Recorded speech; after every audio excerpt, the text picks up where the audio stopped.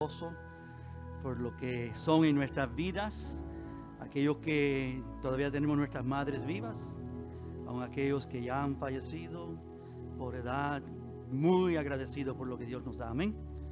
Así que, hermanas, usualmente reciben una flor el domingo. Nosotros como iglesia esta mañana están recibiendo un ramo entero y después le daremos más detalles al terminar de todo ello. Pero bienvenidas en esta mañana y bienvenidos a todos los que nos sintonizan, sea en línea, los que están presentes en esta mañana. Qué glorioso estar juntos para alabar y exaltar al Señor. Feliz Día de las Madres a todas. Vamos a presentarnos delante del Señor en esta mañana, amén.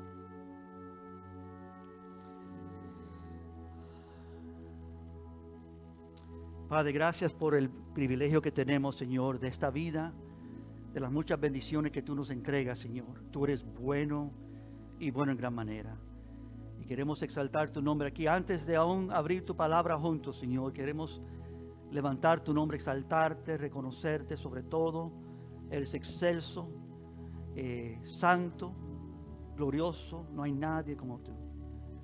Y tenemos vida porque tú eres nuestra vida. Y tenemos, Señor, esperanza porque tú eres nuestro todo, nuestra esperanza. Y seguridad estable porque tú has sido fiel, Señor. Y te que reconocemos en esta mañana, te damos a ti, Señor, reconocimiento. Y también juntos, Señor, queremos poner atención a ti y a tu palabra, en lo que tú nos hablas.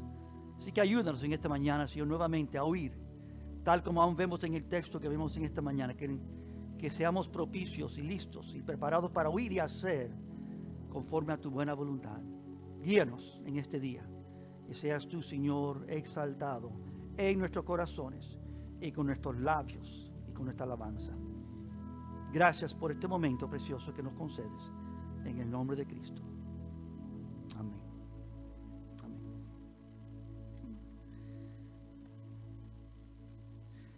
Hermanos, los invito a el libro de Mateo.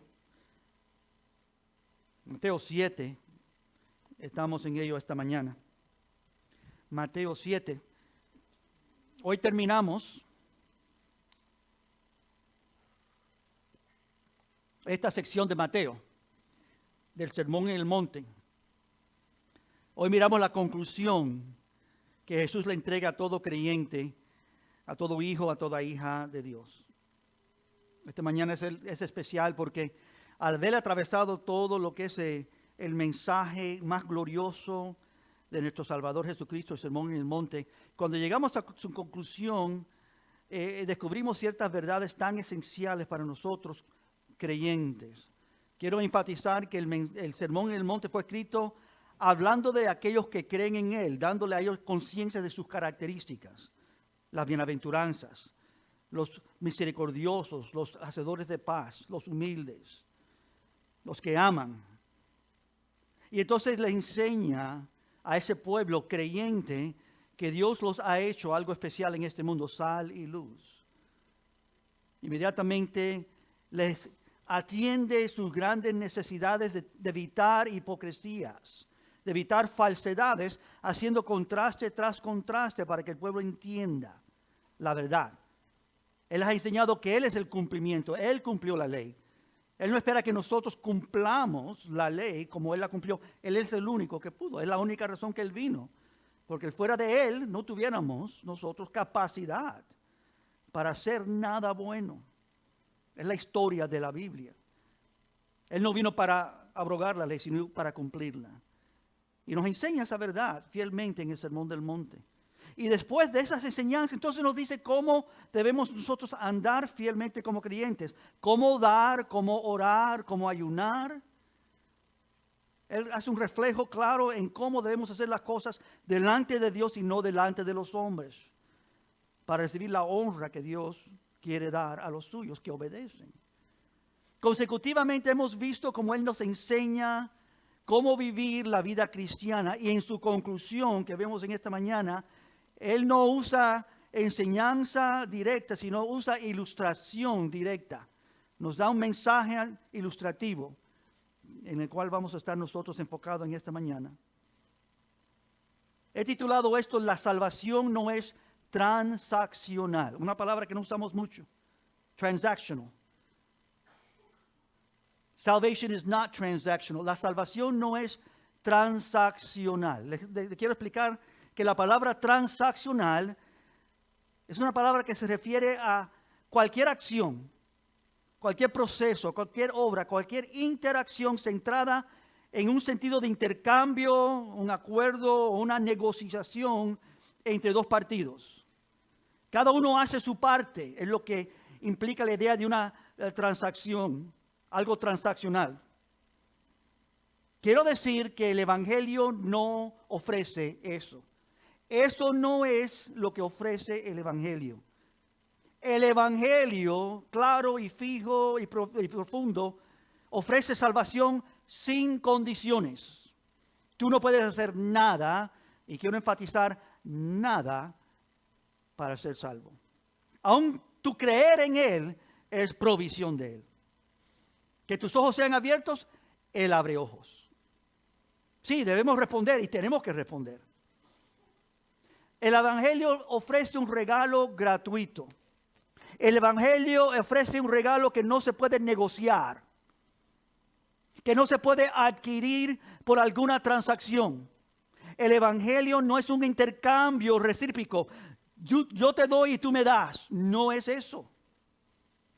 El Evangelio es netamente y absolutamente, completamente la obra de Dios. ¿De qué? De entregar a su vida para salvarte a ti por completo. Sin algún acto de tu parte, sin algún acto de los que son salvos. Pues son salvos, como dice la palabra claramente, por gracia. Eso es lo primero que es importante entender, porque cuando entendamos la ilustración de Jesús, eso es vital. La salvación no es transaccional. Y nuestro mensaje sale aquí de este pasaje de Mateo 7, y que le pido que abran sus Biblias aquí al versículo 24 conmigo para leerlo juntos. Aquí está su ilustración de dos cimientos. Mateo 7, 24 en adelante dice así: cualquiera pues que me oye estas palabras. ¿Cuál palabras? Todo este sermón que he hablado. Cualquiera que oye estas palabras y las hace, le compararé a un hombre prudente que edificó su casa sobre la roca. Descendió la lluvia y vinieron ríos y soplaron vientos y golpearon contra aquella casa y no cayó porque estaba fundada sobre la roca. Pero cualquiera que oye estas palabras, ¿cuál palabras? Todo este sermón, y no las hace, le compararé a un hombre insensato que edificó su casa sobre la arena. Y descendió lluvia y vinieron ríos y soplaron vientos y dieron con ímpetu contra aquella casa y cayó y fue grande su ruina. Y cuando terminó Jesús estas palabras, la gente se admiraba de su doctrina, porque les enseñaba como quien tiene autoridad, no como los escribas. Y ahí concluye el mensaje más glorioso que jamás se ha predicado. Cuando terminó Jesús estas palabras, la gente se admiraba de él. Y su enseñanza culmina con una ilustración simple pero profunda. Y ese es el enfoque de lo que queremos ver aquí cuando él cierra este mensaje glorioso. Vamos a considerar esto juntos. Y para eso quiero darle otra ilustración para ayudarnos a ver el fundamento de la ilustración de Jesús. Imagínate por un momento que tú estás oyendo la conversación de dos padres en Egipto la noche antes de la Pascua. Dos padres israelitas. Están hablando y discuten lo que está por venir. Esta noche llegará el ángel de la muerte. Los dos hicieron lo que Moisés les mandó. Tomaron un cordero, han pintado el lintel de su casa con su sangre, Han consumido el cordero por completo y están preparados y listos para salir pronto cuando venga la orden. Pero uno de estos dos padres tiene miedo, tiene ansiedad, tiene temor por la posible muerte de su hijo primogénito. Está preocupado. Y él recuenta todas las plagas anteriores que atravesaron con temor. Mira todas las cosas que han pasado hasta este punto. El otro padre está plenamente seguro y confiado de las promesas de Dios dichas por el siervo de Dios Moisés. Este hombre está listo y preparado. Dice Éxodo 12:23, no tiene que buscarlo, porque Jehová pasará hiriendo a los egipcios. Y cuando vea la sangre en el dintel y en los dos postes, pasará Jehová aquella puerta y no dejará entrar al heridor en vuestras casas para herir. El segundo de estos dos padres, entendiendo que los que hacen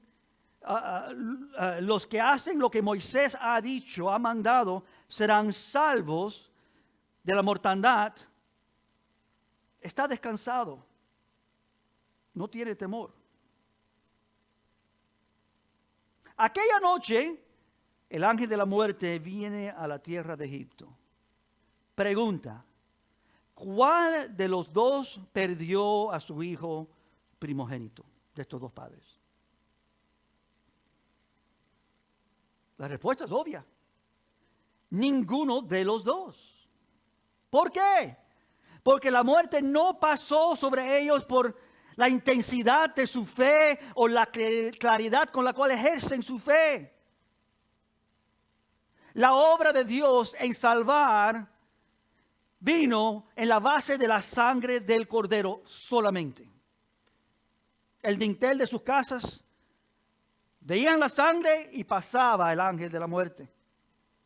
Esto es lo que silencia al acusador de los hermanos.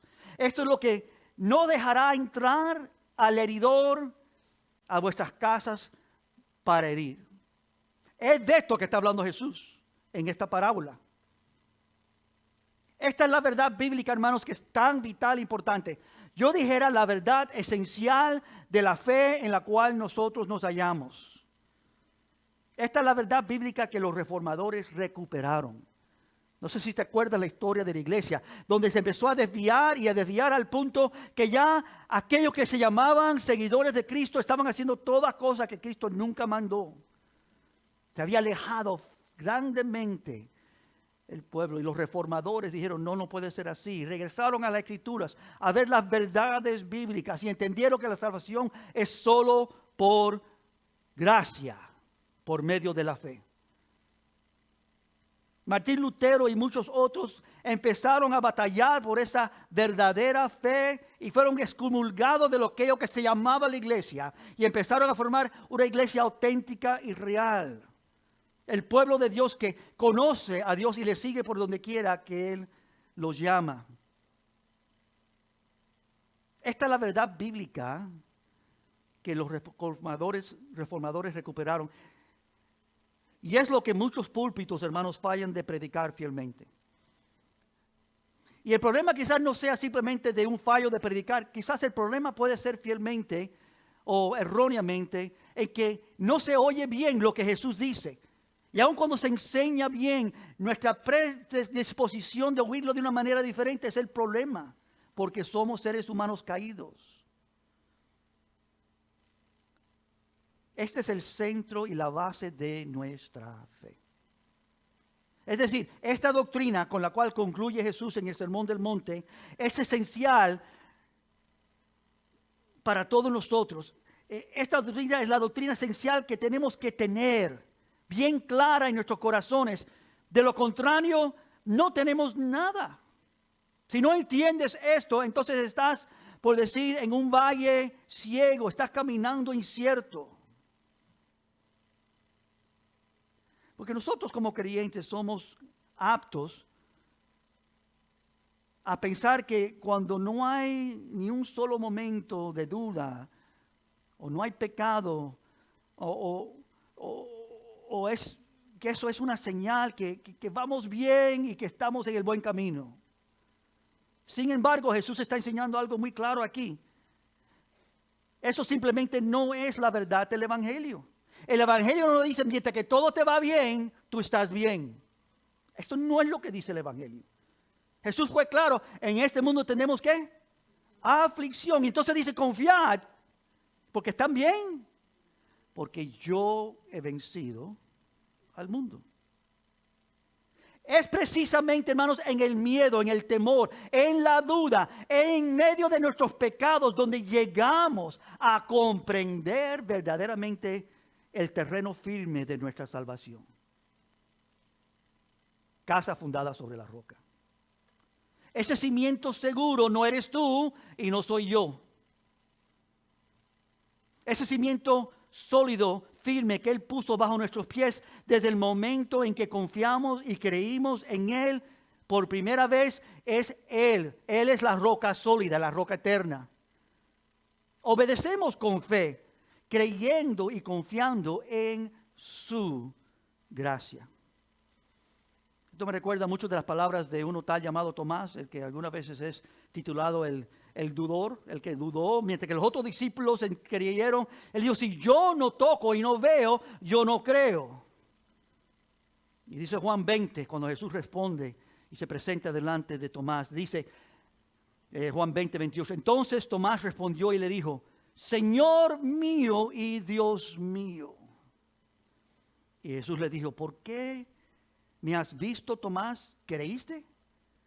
Y qué lindo estas últimas palabras. Bienaventurados, bienaventuranzas. Bienaventurados los que no vieron y creyeron. Jesús nos está enseñando la realidad de una fe auténtica. Y eso es lo primero y importantísimo, hermanos. La salvación no es una transacción. Y lo importante de este texto es que nos está Jesús revelando esa verdad. Y quiero verlo más allá. Lo segundo que quiero que pienses conmigo es que la fe es una obediencia hecha posible por su gracia. ¿Qué dice nuestro texto? Cualquiera pues que me oye estas palabras y ¿qué? Y las hace. Hay muchos que oyen y no hacen. Hay muchos que creen. Él lo dijo en el versículo 22. Aquellos que dicen, Señor, Señor. Hablamos ya de eso en semanas pasadas. Señor, Señor, hicimos esto y lo otro. Y dice, apartaos de mí, yo nunca os conocí. Una realidad intrínseca de aquellos que no tienen una fe verdadera, pero están autoengañados a pensar que sí. He aquí los fariseos que hacían todo lo bueno externamente, pero adentro estaban en rebelión contra el Salvador. No creían en Él. No lo aceptaban. Jesús lo llama varias veces en este texto, capítulos 5, 6 y 7, hipócritas. Y nos llama a nosotros, los fieles, a no seguir esa manera de vivir falsa, sino a ser auténticos, a no buscar reconocimiento externo, sino a buscar el reconocimiento que Dios da, ¿no? El galardón que Él da a aquellos que fielmente le buscan. Esta segunda idea es importante. La fe es una obediencia hecha posible, no por ti, no por mí, una obediencia hecha posible por la gracia. ¿Se acuerdan lo que dijo Pablo? ¿No? 3 veces le he pedido eso al Señor y Él me ha respondido, bástate mi gracia. Entonces yo me gloriaré en mi debilidad, dice Pablo, porque la gracia de Dios está conmigo. Pablo también dice, soy lo que soy por la gracia de Dios. He corrido más que todos ellos, pero no yo, sino la gracia de Dios conmigo. Esto es lo que Jesús está enseñando. Hay una roca sólida y Él es la roca, amén. Él es la roca sólida. Hay algunas religiones que enseñan que Pedro es la roca. Pedro no es la roca, Pedro es un hombre pecador. Y la Biblia enseña que es un hombre pecador. La verdadera roca es Jesús, la roca eterna que nunca ha fallado, amén. Jesucristo.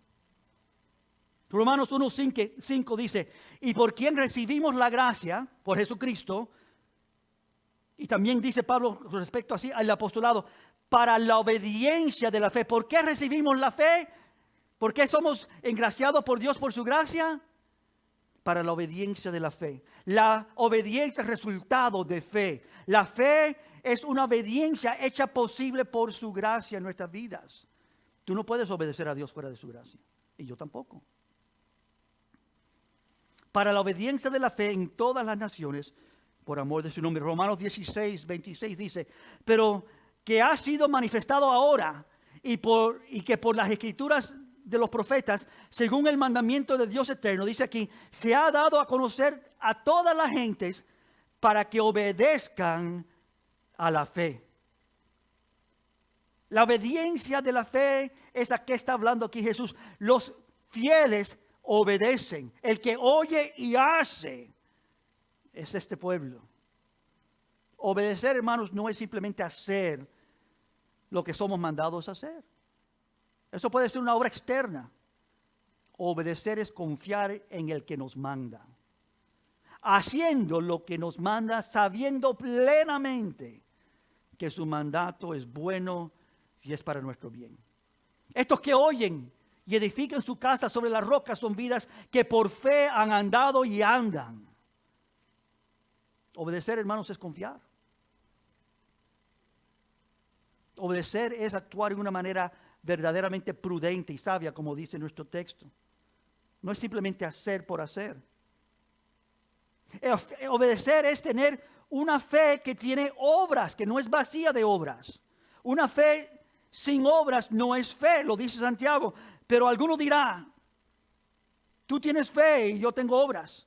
Muéstrame tu fe sin tus obras y yo te mostraré mi fe por mis obras. Él va a decir en el versículo 14 del capítulo 2, hermanos míos, ¿de qué aprovechará si alguno dice que tiene fe y no tiene obras?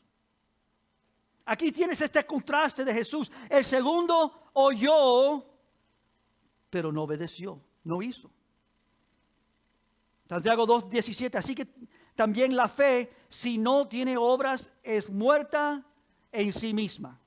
O Santiago 2:26, porque como el cuerpo sin el espíritu está muerto, tú lo has visto en el sepulcro, en el ataúd, está el cuerpo, toda la apariencia, pero está muerto, porque el espíritu ya no está con él.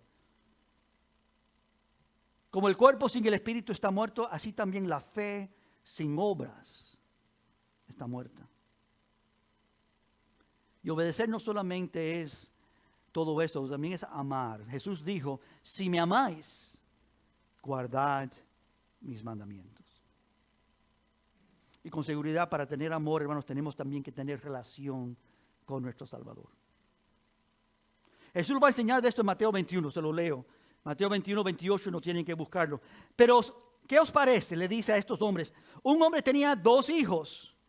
Y acercándose al primero, le dijo, hijo, ve hoy y trabaja en mi viña. Y respondió y dijo, no quiero. Pero después, arrepentido, fue. Y acercándose al otro, le dijo de la misma manera. Y respondió el hijo, sí, Señor, voy. Pero no fue. Pregunta de Jesús, ¿cuál de los 2 hizo la voluntad de su padre? Y dijeron ellos, obviamente el primero, el que dijo no, pero después lo hizo. De ciertos digo, dice Jesús, que los publicanos y las rameras van delante de vosotros al reino de Dios. Los pecadores, los peores de la sociedad, los que están arrepentidos.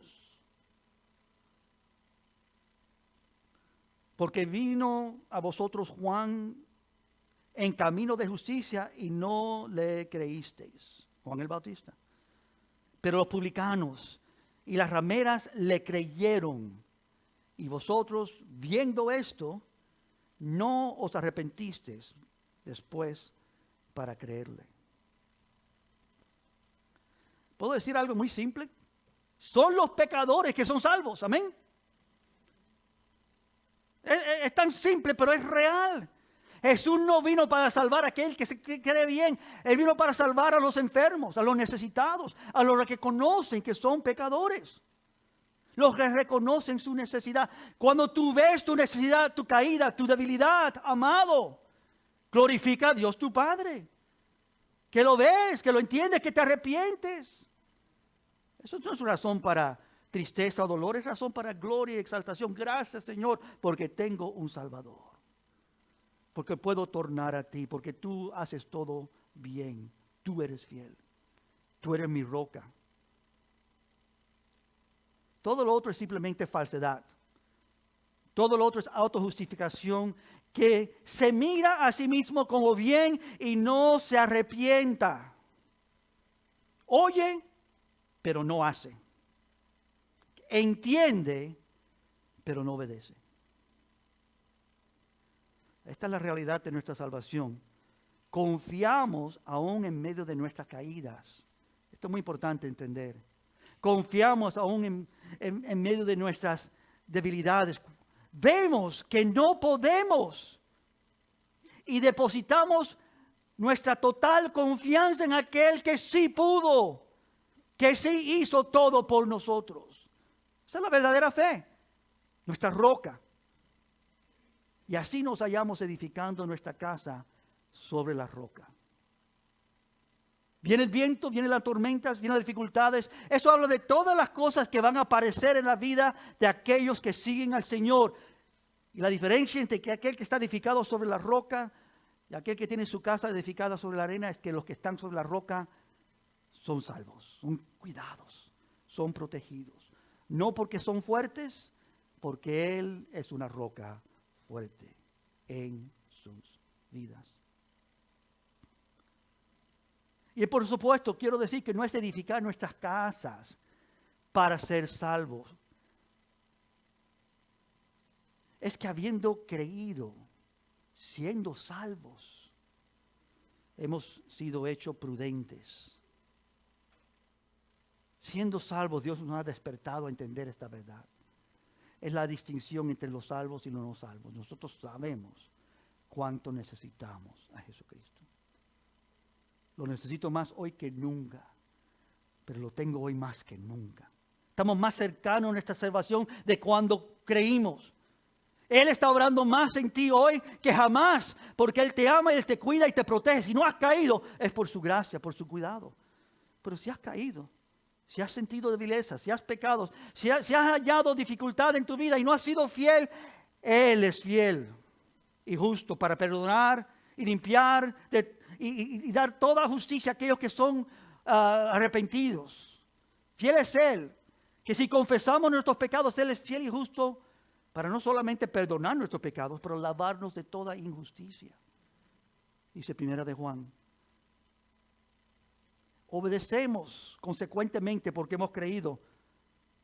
Aún en medio de las tormentas, aún en medio de las torrentes de esta vida, vemos su poder, vemos su grandeza, vemos su solidez. Él es nuestra roca sólida. Siempre tornamos a Él nuestra roca.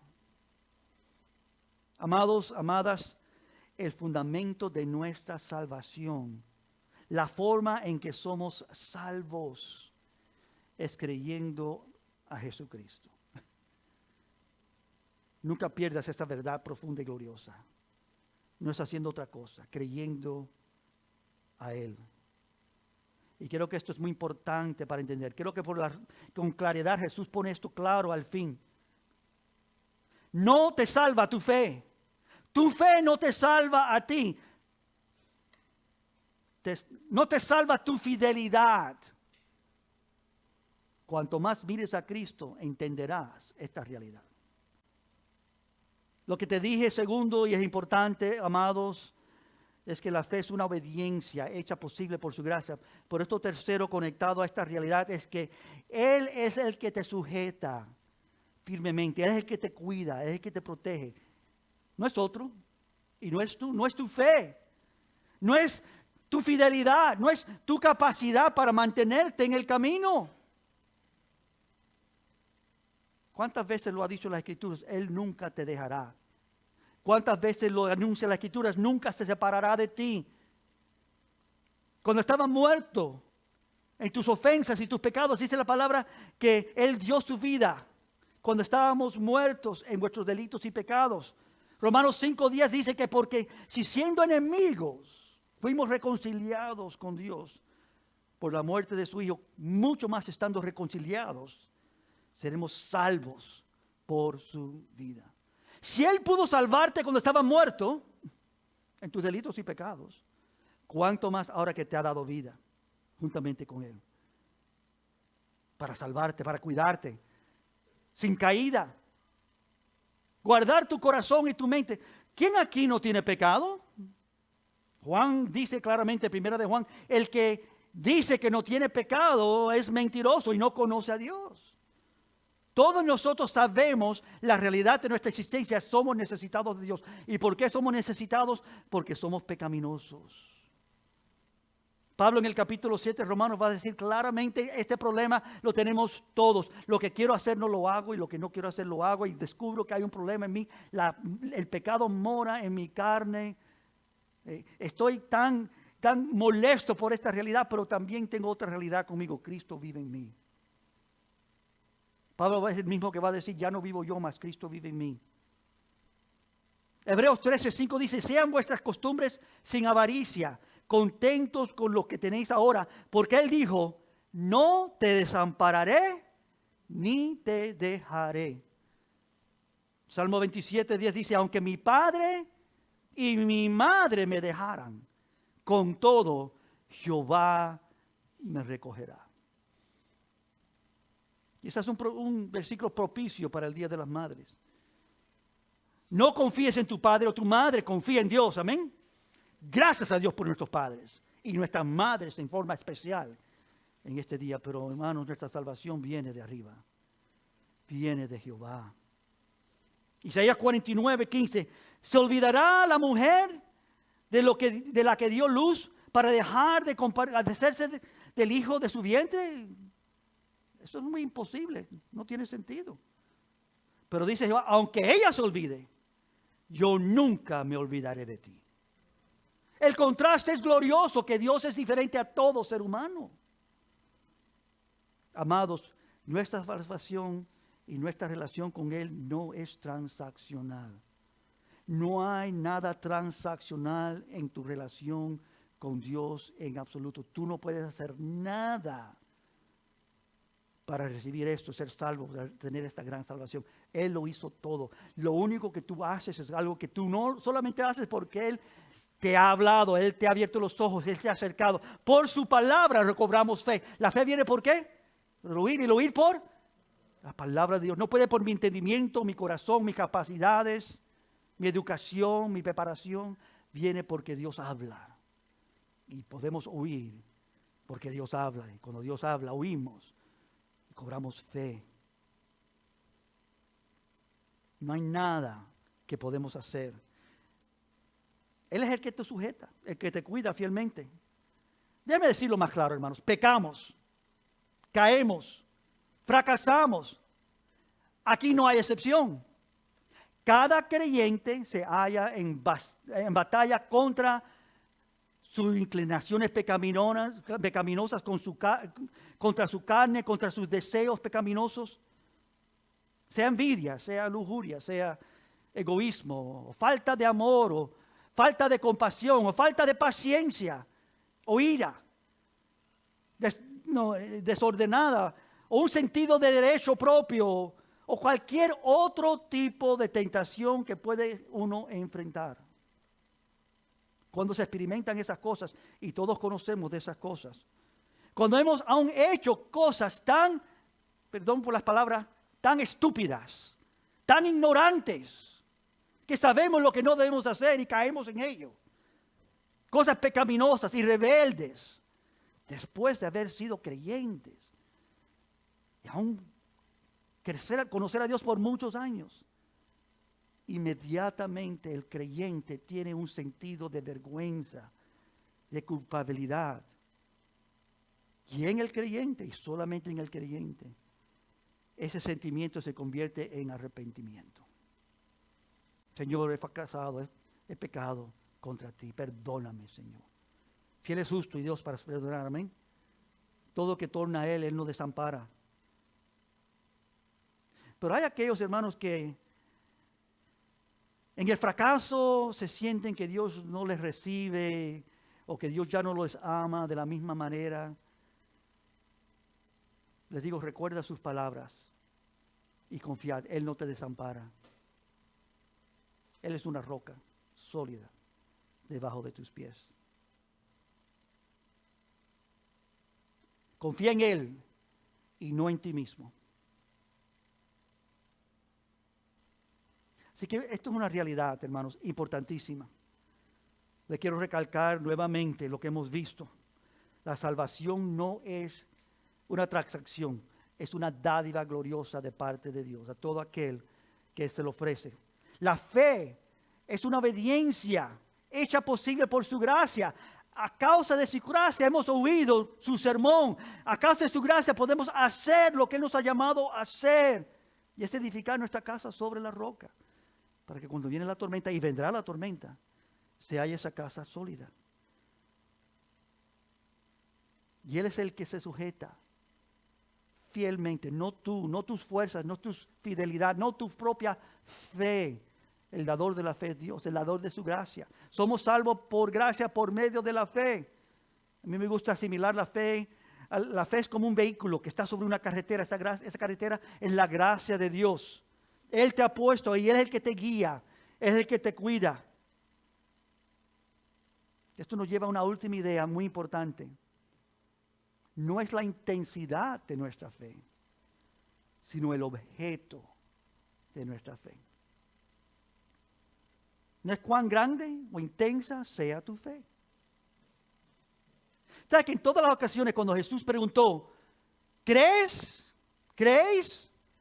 Nunca se estaba refiriendo simplemente a creencias de algún posible milagro. Siempre se estaba refiriendo a sí mismo. ¿Crees que yo puedo hacer esto? ¿Crees que yo puedo salvar? ¿Crees que yo puedo sanar? Indicando básicamente, ¿crees en mí? ¿Soy yo el objeto de tu fe? Esa es la verdadera fe.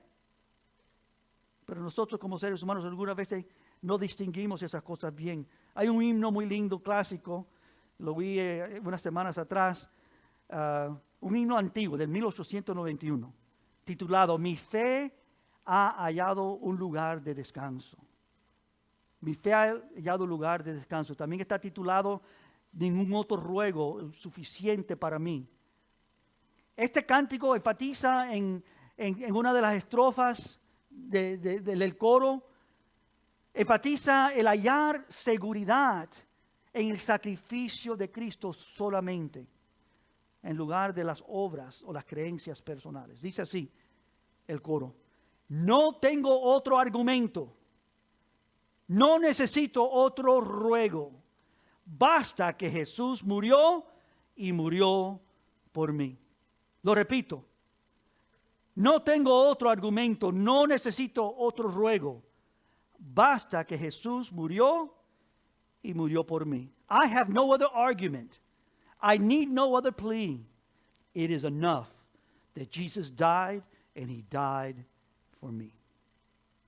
Nuestra salvación tiene un fundamento sólido. Es el punto de la conclusión del sermón del monte de Jesús. Y el sólido fundamento es Cristo y su obra. Esta es la roca de nuestra salvación.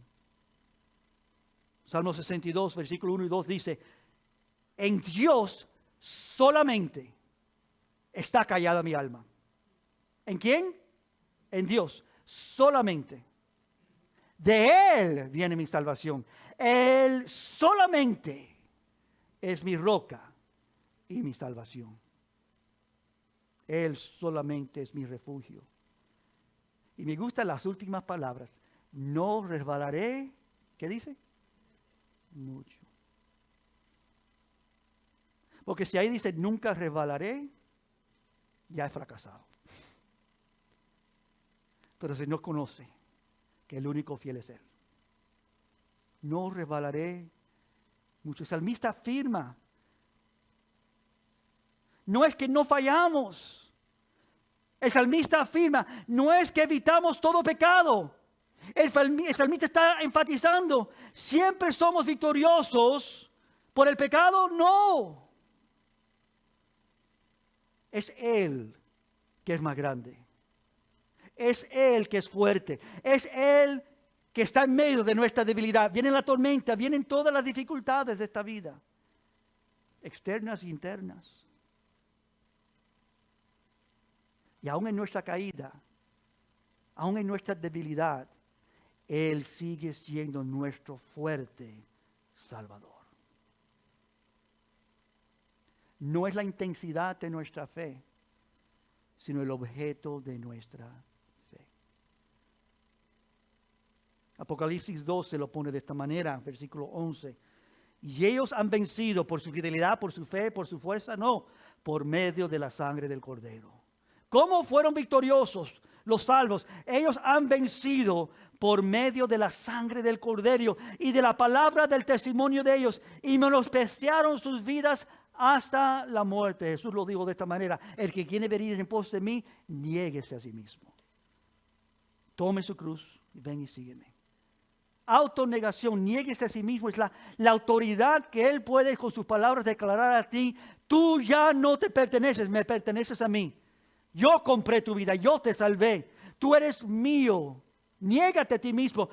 Ya no es como tú quieres vivir, es como yo te he llamado a vivir. Sobre una roca sólida. Porque nosotros edificaríamos nuestras vidas sobre una arena. Nosotros pensamos bien y consideramos que estamos bien y estamos completamente convencidos que sabemos y no sabemos bien y no entendemos bien. Y somos inclinados a todo tipo de pecado. El único fiel es Dios. Y ahí reside el fundamento de toda seguridad, hermanos, ante Dios. Por medio de la sangre del Cordero. Ese lintel que estaba marcado con la sangre del Cordero. Esa cruz que fue marcada con la misma sangre del Cordero. Ese Hijo de Dios, el Cordero limpio y santo y perfecto, que se entregó por nosotros, pagó todos los pecados, pasados, presentes y futuros. ¿Es mi fe suficiente para salvarme? ¿Te has preguntado eso en algún momento? Bueno, yo dijera que la respuesta es no. ¿Mi fe? Pablo habla muy claro de esto. Él dice que ya no vivo yo, sino Cristo en mí, vive en mí. Y la vida que vivo ahora la vivo por la fe de Jesucristo. Gálatas 2:20. ¿La fe tuya, la fe mía? No, la fe es una dádiva de Dios. Amén. Creer en Jesucristo es una imposibilidad. Bienaventurados aquellos que no han visto, pero creen. Eso se cuentan entre los bienaventurados. Hay evidencias. No estamos creyendo ciegamente. Hay total y completa evidencia que Cristo vivió y murió y resucitó y ascendió al Padre y regresa nuevamente. La evidencia es clara. Todo el mundo lo ha visto, pero muchos no lo creen. No lo quieren creer. Están ciegos. Pero Dios, a través de su palabra, abre ojos. ¿Tus ojos están abiertos esta mañana? Pregunto. Hago esta pregunta porque sé que en cualquier número de personas siempre hay algunos que todavía no han dedicado sus vidas a Cristo. Que conocen, que oyen, pero no hacen. Y te digo con la autoridad de las Escrituras en esta mañana, si tú eres uno de ellos, tu vida está edificada sobre la arena. Y cuando vengan las tormentas, y cuando venga la lluvia, grande será tu caída.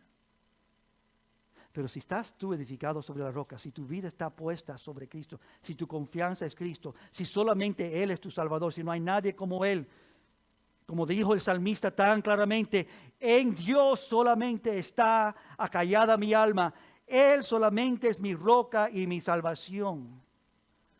Entonces te encuentras en este campamento glorioso. Primera de Juan 5:1 dice: todo aquel que cree que Jesucristo es el Cristo, que Jesús es el Cristo, es nacido de Dios. Y todo aquel que ama al que engendró, ama también al que ha sido engendrado por él. Primera de Juan 5:5. ¿Quién es el que vence al mundo?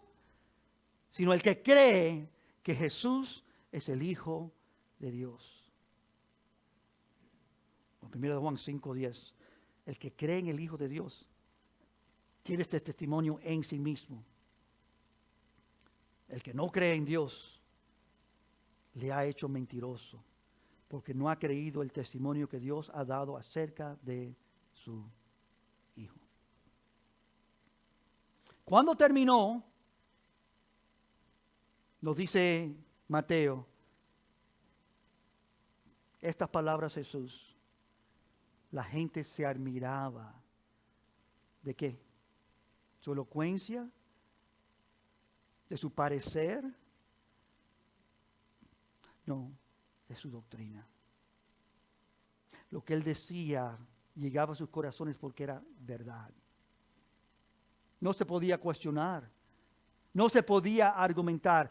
Lo había dicho Jesús y era una certeza indiscutible. La gente se admiraba de su doctrina porque les enseñaba como quien tiene autoridad y no como los escribas. Déjame terminar, hermanos, si me permiten, un pequeño ejercicio de asociación de palabras. ¿Sabe lo que eso es? Yo digo blanco, tú dices negro. No. Yo digo arriba, tú dices abajo. Si yo digo mujer, ¿qué tú dices? Hombre. Muerte, vida. Profano, santo. Sí, se van a hacer más difíciles. Malo, esto es fácil. Legalismo, liberalismo. Son dos extremos. Los legalistas y los que tienen libertinaje. Los que tienen ley y los que no tienen ley. Y esto se ve desde el origen de la Biblia. Aún en Génesis capítulo 3 tú ves esta verdad. Ves a Eva en el capítulo 3 de Génesis. Se le acerca a la serpiente antigua, Satanás, para engañarla. Y aquí tenemos estas dos realidades. Legalismo y liberalismo. Le acusa a Dios, Satanás, diciendo, Dios ha dicho esto, que tiene que cumplir con esto, hacer esto y no hacer esto. Dios es un legalista, Él demanda que tú hagas, y si no haces, Eva, eso no está bien. Aquí en estos versículos hay una historia gloriosa. Aquí aparece la serpiente con un propósito de convertir a Eva en una legalista. Dios no es legalista, pero Eva está siendo convertida en una. La intención de Satanás es distorsionar la forma que pensamos o entendemos las cosas. Y pidiendo a ella ver que cuando Dios dice esto es bueno, eso sí es bueno. Y cuando dice esto es malo, eso también es malo. Dios es bondadoso, Dios es generoso. Pero Satanás no quiere que lo veamos así. Cada mandamiento que Él imparte, hermano, es en esencia un mandamiento bueno, bondadoso, generoso. Sin embargo, la serpiente toma eso y toma sus mandamientos. Y dice, ¿acaso Dios está restringiéndote? ¿Es restrictivo este Dios? ¿No te das cuenta que en el fondo lo que Dios está diciendo es que tienes que ganarte las cosas haciendo lo que yo te digo que hagas? Obedece con una mano fuerte. Y de ese mundo ella es influida al legalismo. Y la esencia misma del legalismo es esto, hermano, consiste de desasociar a Dios, de separar a Dios de su naturaleza. Dios dice porque Dios es bueno, Dios hace porque Dios es bueno. Sus mandamientos son buenos, amén, y gloriosos. Y eso es precisamente lo que la serpiente logra ahora causar, que ella caiga en su tentación, diciéndole, Eva, ya recién convertida al legalismo, sí, si Dios dice que hagamos esto porque Él está demandando esto y Él quiere que hagamos como Él quiere. Ya está cambiando su mentalidad. Se convierte esta legalista recién convertida a un liberalismo recién iniciado. En vez de hacer lo que Dios hace, aún por mal razón, desobedece a Dios y no hace lo que Dios le ha dicho que haga. Y por tanto, hermanos, yo considero que aquí en Jesús, en este mensaje, tenemos una lección en toda la Biblia, desde Génesis hasta acá, una lección de la realidad que nosotros todos debemos poner atención. A causa de nuestro pecado, nosotros todos somos o legalistas o liberales. Este es el problema del ser humano por causa de su pecado. He aquí la razón que a menudo cuando las personas escuchan el Evangelio, como lo que estoy explicando en esta mañana, el mensaje de la gracia de Dios, que tú no tienes que hacer nada, tú no puedes hacer nada. Él lo hizo todo. Por su gracia inmerecida, Dios manifestó a Jesucristo, lo entregó por nosotros, Él pagó el precio, Él, su vida santa y su muerte gloriosa, Él rescata, absorbe, limpia a todo aquel que cree en Él. Muchos suelen responder simplemente, gracias, gracias, lo entiendo, ahora me esforzaré más, ahora seré más fiel, a partir de ahora intentaré cumplir los mandamientos, ser mejor. Ese no es el mensaje. Su reacción de obediencia viene a ser una obediencia no real.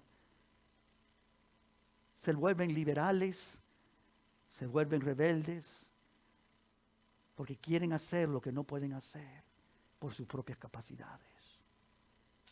Hermanos, la fe es un llamado a descansar en Él, a reposar en Él. La fe es un llamado, Señor, tú lo has hecho. Ya no vivo yo, mas Cristo vive en mí. La cruda realidad es que ni el legalismo, ni la liberación, se llama antinomianismo, no sé si lo has oído, antinomianismo. Es una idea de que las personas en el primer siglo empezaron a pensar que es por todo por gracia, no tengo que hacer nada, no tengo que seguir los mandamientos morales, ningún sentido, puedo vivir como quiero. Eso no es, eso es liberalismo. Eso es vivir sin ley, eso es ser rebelde. Los dos extremos. Eso no restituye comunión con Dios. No es lo que encontramos en el Nuevo Testamento. Fascinantemente, aquí en la conclusión de este sermón, Pablo nos enseña esta realidad gloriosa. En sus escrituras, y Jesús en este mensaje lo pone claro. El que oye y hace, estos experimentarán esta realidad. Pero ese hacer, hermano, no es porque tú haces con tus propias capacidades. Es porque Él, habiendo convertido tu alma, habiendo tornado tu corazón hacia Él, ahora tus acciones agradan a Dios. Amas a Dios, sigues a Dios. Y cuando caes, cuando fracasas, Él está contigo. Él te rescata. Tú ves tu debilidad y Él es sumamente bueno. Lo cantábamos esta mañana y lo vamos a terminar cantando hoy también. Busqué al Señor y me escuchó y respondió. Regresando al Salmo 31, con el cual también comenzamos nuestra reunión esta mañana. Te alabaré con todo mi corazón. Delante de los dioses cantaré salmos. Me postraré hasta tu santo templo y alabaré tu nombre. ¿Por qué? Por tu misericordia y por tu fidelidad. Porque tú has engrandecido tu nombre y tu palabra sobre todas las cosas. El día que clamé, me respondiste. Y me fortaleciste con vigor en mi alma. La salvación, hermanos, es netamente de Dios. Y la conclusión aquí de Mateo, describiendo y explicando este gran, precioso sermón, nos trae esta última conclusión. Hay dos. Y mi última pregunta para ti es, ¿cuál de los dos deseas ser? Creyente, no te conviertas en legalista.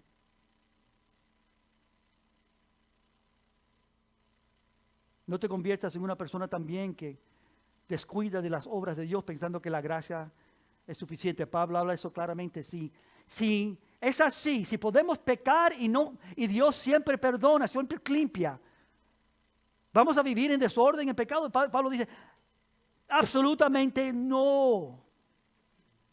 Eso fue un trastorno de la gracia de Dios. No han entendido su gracia. La gracia es para andar fielmente, levantarnos fielmente, andar cuidados y guiados por Dios. La salvación no es transaccional. La salvación es una dádiva gloriosa de Dios para todo aquel que Él cree. ¿Puedo ponernos de pies en esta mañana juntos? Para levantar su nombre aquí, culminando nuestro tiempo de esta mañana. Entraremos en semanas ahora a la segunda sección del libro de Mateo. Hoy culminando con esta primera sección, el Rey Jesús. Y veremos grandes obras de Jesús mismo, después de su gran y preciosa enseñanza. Padre, yo te pido en esta mañana que tú nos despiertes a esta realidad. Que cada vida aquí, Señor, que ha tornado a ti en fe y arrepentimiento, que en este día sean liberados, Señor, de todo aquello que agobia y molesta y nos causa sentir, Señor, despreciados o descartados.